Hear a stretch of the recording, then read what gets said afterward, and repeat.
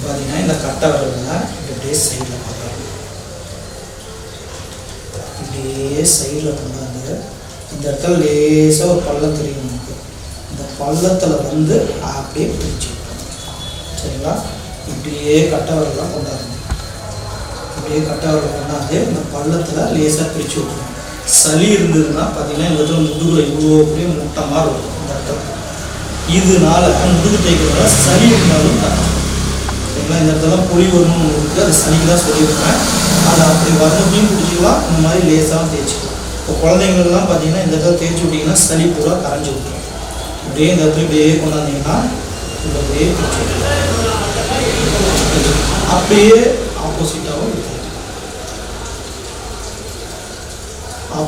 இப்படி தேய்ச்சி விட்டுருவோம். கீழேயும் 3 வாட்டி தேய்க்கலாம், இப்படி ஆப்போசிட்டாகவும் 3 வாட்டி தேய்க்கலாம். அதுக்கப்புறம் பார்த்தீங்கன்னா கையை நல்லா அடித்து நல்லா இப்படி தேய்ச்சி அப்படியே இப்படி கொண்டாந்து இந்த இடத்துல இதெல்லாம் கொஞ்சம் கஷ்டமான வேலை தான். பொறுப்பாக கரெக்டாக செஞ்சிங்கன்னா அந்த முதுகு வலி சரி.